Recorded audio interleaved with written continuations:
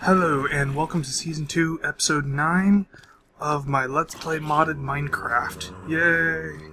I am KHM, and I want this to be a building episode, you know, what I had actually planned for the last episode, but never quite happened. But before we get into that, there's a problem I've been having that needs to be solved. And that is... I'm getting ahead of myself. I built this grinder here. Originally, I couldn't get the golem here, super powerful golem, to drop experience until I discovered the visor. So now, when he kills something, it counts as a player. Before, I made this thing so that I could use my sword, kind of like this. And I actually almost broke this sword working on this thing. Or, you know, being the grinder. But anyway, so this thing creates experience. Experience goes over here, flows into this auto-enchanting table here. Now, originally I was using stones picks, but then I realized I was absolutely stupid and switched over to books. And as you can see, I've amassed quite a collection of enchanted books, which are going to this handy-dandy filing cabinet, which can hold a bunch of items of the exact same type, but different variations. But I haven't gotten any Silk Touch. And I really need Silk Touch to advance. So, I've come up with a workaround. Basically, what I need to do is come over to this other base here. Over to here. I'm going to use my old sword and give it Silk Touch. Which is kind of a weird thing to put on a sword. But you'll see why in a minute. Okay. Now we're going to use our Silk Touch sword on this cobweb. Because the only way you can get cobwebs is with Silk Touch sword or Silk Touch shears. And I personally prefer it on the sword. Especially when the sword auto-repairs. And actually I don't really need this much, but I figure, you know, while I'm here I might as well grab some more. Alright, now we're going to take our cobwebs and put them in here. Because we are going to be doing... where is it? Artistry... yeah, right here. We are going to be doing this enchantment, the Silk Touch enchantment, which requires an iron pick, some dust stuff, and cobwebs, and also 5 levels. So we need to go punch our tank of experience over here.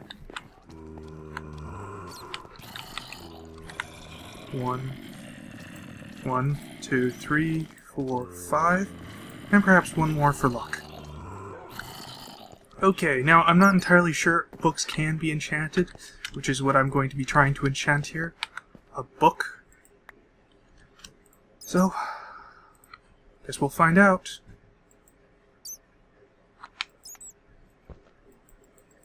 Shit. Alright, since I can't find the since I can't get a Silk Touch book. 1 second, this is a tad on the loud side for me. Okay, since I can't get a Silk Touch book, I'm gonna show what I had planned, or part of what I planned. Basically, I wanted to show how to use the typesetting table and the printing press with the enchanted books. And I was hoping to use Silk Touch, since that's what I really need, but I can apply Silk Touch other ways, as, you know, shown to the tools. So, I'm going to show this with a different book. Let's see, Repair 2, I'm kind of thinking about. Repair 2, here we go. Repair 2. So, we start out by taking the book that we want to enchant, flopping it down in that slot, and then right-clicking it.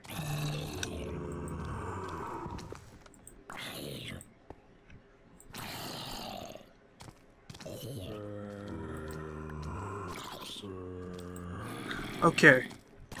Put the book down in there, and we're going to take some of these printing press chases, which is made like this. We're going to put them in this back slot here. Try this again. Okay, so it doesn't change color with enchanted books. We're going to push this button here that I placed on the front of this. So basically give it a redstone signal. And if it works, we will not get this. That is bad. So how was it?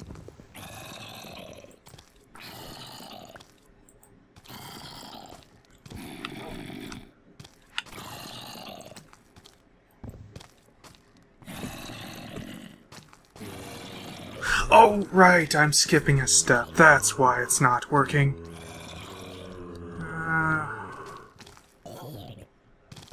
Yeah, I'm kind of curious. Can I take this and recycle it by putting it back in there? Because it's blank and crap. And no, I can't, so we're going to have to come up with something to do with that. Probably burn it or something. But, okay, so I skipped a step. I skipped a big step. Put on our glasses here.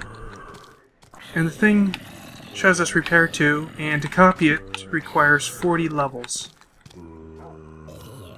So, we need to come over here and press this, or hit this 40 times, although that's not enough for 40 levels, so just flip this, and set that to output, and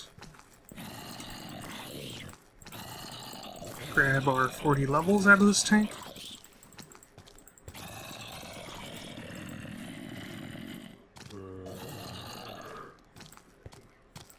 There we go. Now, we can press the button and have it produce another one of those things. Okay. So, there we go. So, we right-click that. The button has nothing to do with it. Screw the button.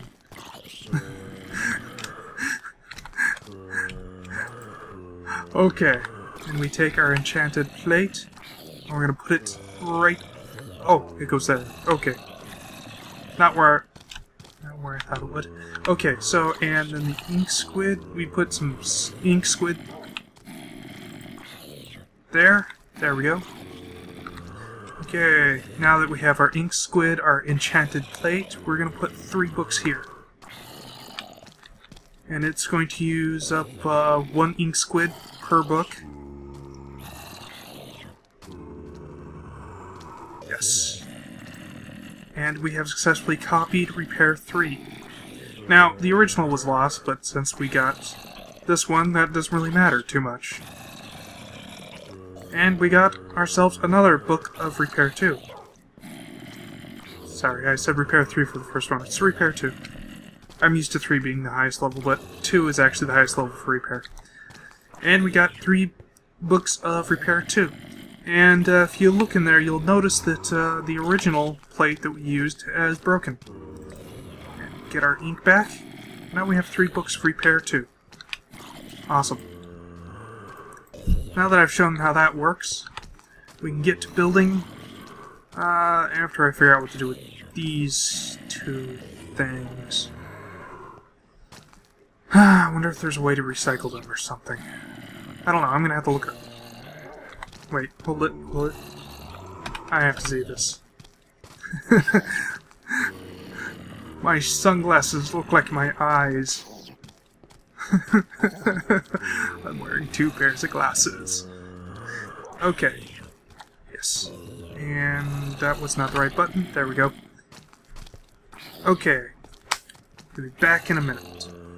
Oh, actually, no. Wait, hold it. I should talk about the rest of my base, shouldn't I? The changes that have happened. That have occurred. Well, I've advanced a fair amount, magically, off camera.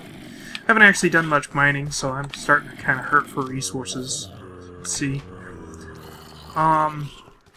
Yes. So I've advanced magically here. I've got this, although I think I might have shown, or at least seen it last episode, I don't know. This takes 2 Essentia and splits it to its base components. Let's see. I already showed that. Okay, well, let's have a look at our golems here. These golems are awesome. They're both advanced golems. They're both basically twins of each other. Get down onto his level, we can see that he's going to attack the zombie instead of letting me look at him. Okay. Alright, let's pick him up. Put him up there. And he jumps off. Anyway, so basically, they're really souped up Thaumium golems, or advanced golems. You can sort of see that there are 3 slots there. 2 of them are occupied, one by order, one by entropy, and the other one is empty. The entropy one gives them kind of a thorns thing, so anything that hits them gets damage. As you can see, I took some damage. Well, I guess you can't really see that. I'm actually taking a fair amount of damage there. I took 2 hearts worth there. Yes. And the order one, I think, just pretty much gives us this menu that allows us to tell them what we want to attack. Wait, if I tell him to attack players... Okay, oh, cool, we can select multiple things to have him attack. Probably best if he doesn't attack creepers, I guess. Anyway. Oh, he's on a mission now. Anyway, I put these stones of warding all over this border here, not really to keep things out, but to keep my golems from jumping off. Because they have this rather annoying tendency to just kind of plummet. And then they kind of get to the bottom and look real sad and don't do anything until I come down with my portal gun and pick them up and carry them back. And I have a number of times just watched them depressed walk up to this thing and just jump off. For no apparent reason, they just walk up and just jump off. So this is basically acting as my suicide nets for my depressed workers. Man, those mushrooms really spread. Okay, yes. I've also made myself the runic leg piece and some runic boots of the Traveler. Now, originally I made these because, you know, I needed some pants. I didn't have any pants. Just shooting the breeze for all these episodes. So I figured I needed something to go there, so I made myself some runic pants to try them out. I gotta tell you, they're freaking awesome. Basically how they work is, you see how they have this charge here, charge 16 of 16? Basically what that is if you look down here, you can't really see it with the thing open, but you see how we got those runes over the heart? Basically what it is all damage, 100% of the damage that I take goes to the runic armor first, and basically these kind of act as additional hearts. So the 16 charges act like an additional 8 hearts that go to the pants instead of to me. And yeah, so it's kind of like quantum armor, I guess. When you're wearing a full quantum suit, it would take up 100% of the damage and take it out of the energy of the suit. Kind of like that, but you only need to wear one piece of runic armor for it to do that, which is quite awesome. And I have them energized, so they just recharge quickly. How high up am I? 51. I bet you I could survive this fall with these runic things. Now, after I made these, I went to the Nether to go get some blaze rods and discovered that they were freaking awesome. They actually charge faster than the wither effect damages me. Or maybe about as fast. So they could keep the wither effect at bay, which is really awesome. And, I think I could survive this fall. Yes! Oh, wow! It only took half my thing there. So yeah, it takes up fall damage, and look at just how quickly it's recharging. And it doesn't require food or anything, it's just kind of a base magical recharge, which is really, really awesome. After I made those, I was like, holy crap, why don't I make my boots that? So I made my boots that. I forgoed the protection one that they already have, and they were half durability. So I went ahead and threw this on with energized as well. Now, it's actually kind of a pain to make those because it's kind of, well, actually this part isn't. But here we have moderate instability for this, and to get the energetic enchantment, which makes them recharge 20% faster. Oh, it's minor? I thought it was more than that because it kept giving me problems. Yeah, I lost a lot of valuable materials making these things, but they are freaking worth it. And combined, they give me what, let's see, be 22, I think? No, 24, my brain, math is off. So 24, which would get me about, which is the equivalent to 12 hearts. So almost as much as what these canisters are giving. It's just one canister shy of matching my health, which is freaking awesome. Yeah, love it. Whee. Yes, and I can just kind of let these guys just kind of wail on me for a while.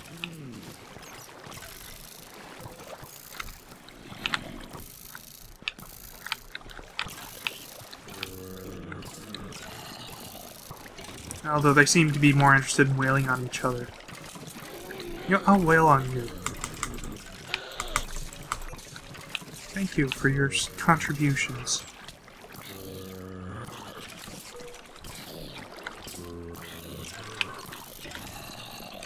Wow, this skeleton's just kind of pissing everyone off.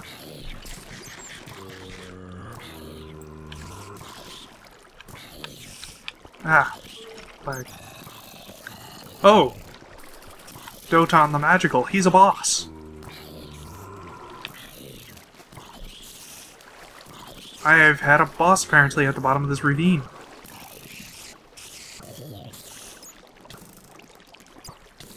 Boop, boop, boop. Look at this. He's actually doing so little damage to me. Okay, there we go. We got one rune down. I could just sit here forever. I could just become a pincushion.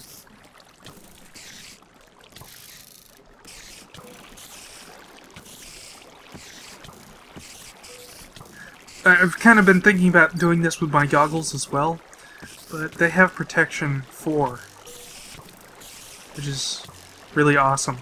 And you can't actually enchant this stuff. Yeah, once you make something rune, you can't put normal enchantments on it, which kind of sucks. So I might keep these goggles just normal so I can put other enchantments on them.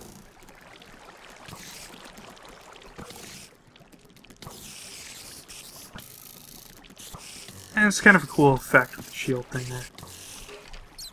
Anyway, I'm not going to kill you right now. I might do something with you later. Okay, so lobby building. I promised this the last episode. Let me get my inventory. I have to look at this. We're just a freaking pincushion. Just have so many arrows in us and none of them hurt us. Okay, so let me just get my inventory all cleaned up. Try to find something to do with those things. And then we'll get to work on the lobby. Alright, now, not entirely sure what I'm going to do about this. I've started clearing out a space there to build the lobby in, flattening out the terrain a bit. This tree. Now, as you can see, I've built a glass case around the tree to help protect it. But, this tree is causing me problems. I'm not entirely sure how to incorporate it into the build. As you can see, it's kind of big and bulky, and it's right up against the chunk border here. It doesn't give us too much space to work with if this is going to be the entrance. Though, maybe I'll have the entrance kind of offset as well as the lobby, and just kind of have this off to the side, maybe, I don't know.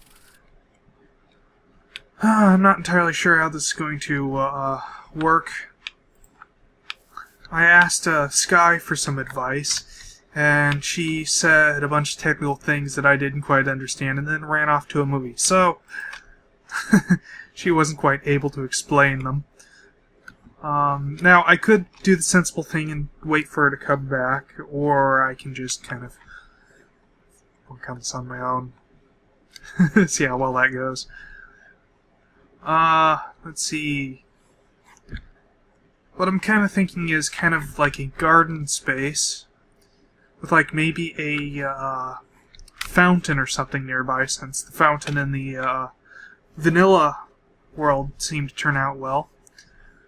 So maybe this kind of space here kind of forms almost a natural river. Maybe we could make use of that. Fill it up with water, maybe dig it out a little bit so it's a little bit deeper, and have kind of a walkway that goes over it. And maybe a fountain that kind of pours into it. Yeah, this landscape here might make for a nice waterfall. Possibly. And I'm kind of liking the shape of that. That might make for a really nice waterfall. Yes. Possibly. In which case, this is going to be a really big lobby.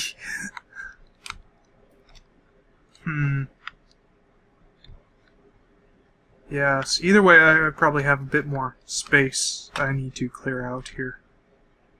Yep. Now, something interesting here is, basically I want to do, like, the floors on multiples of 5. So, each floor starts at, Y level 5 or 0. We come here.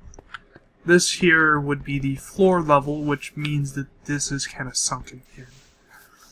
But, you know, we can use the floor below it to help us out, or to kind of build into, which we'd kind of need to if we're going to turn this into a bit of a river that's flowing. Yeah. And, you know what? If that's going to be a waterfall, you know, maybe we can put, like, the desk here. Yes, the desk here, maybe some chairs. I don't know, some chairs here, maybe some chairs over there, flatten that out a bit, or maybe make that a wall. Maybe cut into that a bit, make that the wall. So have, like, the desk here, flowing river here, like some sort of wooden walkway over it. Yeah, we can do the whole floor made out of some sort of wood. Going over the river. Not sure about what to do for the walls there. Well, obviously this is going to be like a solid wall if that's how it's going to be. And we can have like windows on the other sides. Thinking maybe also kind of a walkway that comes over this way. Possibly even over this river. Yeah, I like that. It's got a nice natural formation to the terrain. And have some sort of dock thing here, since we have a nice ocean over there, or access to the ocean. I think. Possibly. Yes, we have rivers that lead over to the ocean, so yeah, some sort of dock thing here. Although I can't actually see myself using boats all that often, so it doesn't actually have to be a functional dock. Just an aesthetic dock. Type thing. Or something with a chair so you can come back here and look at the water, maybe?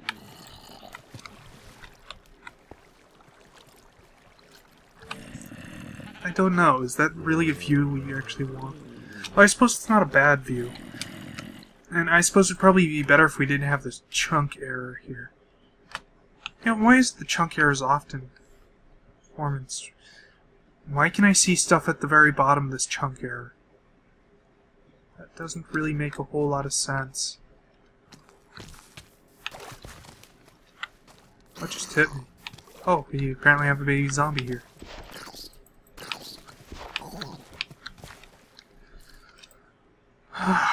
Yeah, so that's kind of what I'm thinking.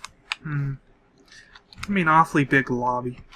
Well, I suppose we can incorporate, like, a couple of rooms into it so that I have a place to spawn in. Yeah, spawning in right next to the lobby might be a good idea. So, like, maybe a spawn room here.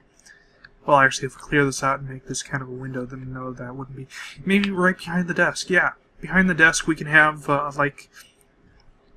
yeah, so right in this area we can have a, we can have the spawn room and maybe access to the other floors right in this area. And you know what, with the terrain the way it is, maybe we can have like a second, like, floor up here, sort of, space area, and maybe, like, build a restaurant, maybe? Or, some sort of cafeteria that kind of looks over the rest of the lobby. And the water? Huh, so some sort of, like, viewing area here. I'm liking this.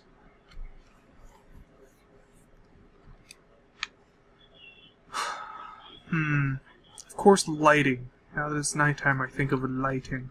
Lighting is going to be an issue. Lighting is always an issue with large spaces. Well, I believe we actually have some devices that can do that, like the Wrath lamp. Wrath lamp. How do I make this? Interesting. How is this made? Now they're breaking that. Okay. Let's get back over this way. Yeah, so... yeah, we could make a Wrath lamp. That might help with the dark space. Although I think lamp, bulb lamps. I think Thaumcraft also offers a large area type lamp. Dealy Bob. Let's see if we can find it. Here it is. The Arcane Lamp. That might also be a solution. Let's perk on top of this tree here. And let's see, how would I go about making that? Okay. This doesn't look too bad of a recipe. Yeah, we can totally do this.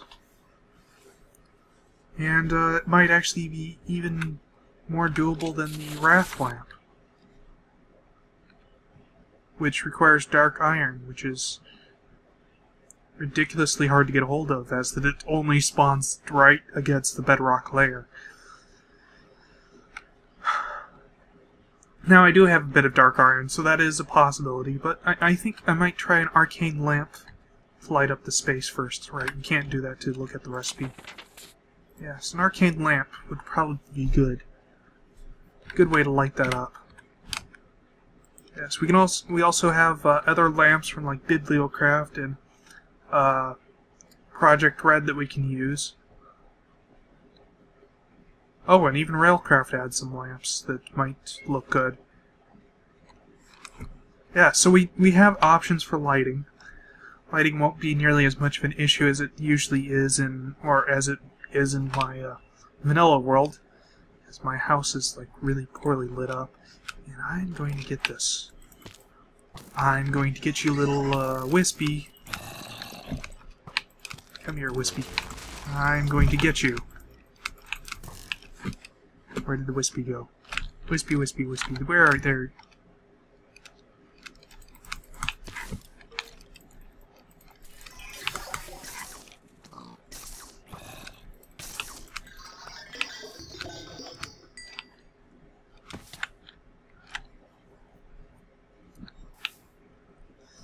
Okay. Yeah, I think that might be how we're going to do this. Okay, now that we have a plan, I need to go pick some materials. Actually, it might help if I dig this out and make that into the river thing first. Oh dear, that's a problem. My entrance into my base is right on the edge of that little river thing.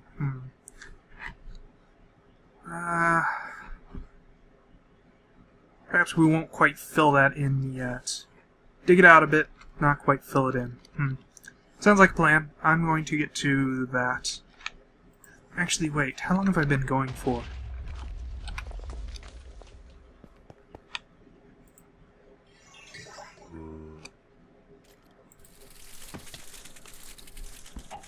Okay, apparently we just had a meteor or something land here. Ow, what just hit me? I'm being shot at by multiple sources. You know, I'm kind of curious. How well will you fare, little guy?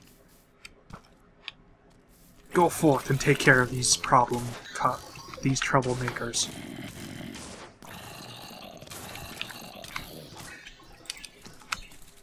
And I shall fly above you and watch this entertaining spectacle.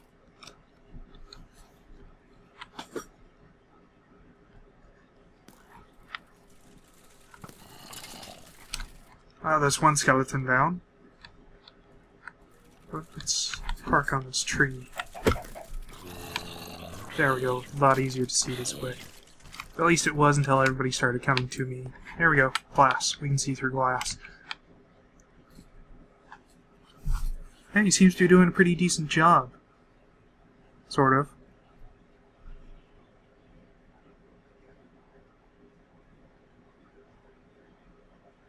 Well, he's winning at least. That's something. Now, I know it looks like he's kind of getting beat up a lot, but he's actually not taking a lot of damage. Now, let's see. Oh, actually, I take that back. He has taken a fair amount of damage. But nothing to be concerned about, only like 25% health lost. Hello, zombie. You're hitting me. I'm gonna hit you back.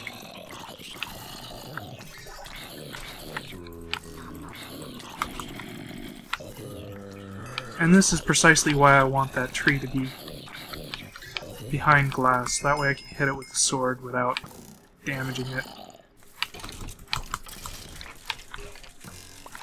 Apparently we got a couple in this thing here.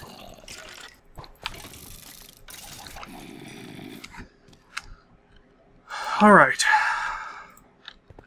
Yes. So, yeah, this episode's probably been going on long enough. So,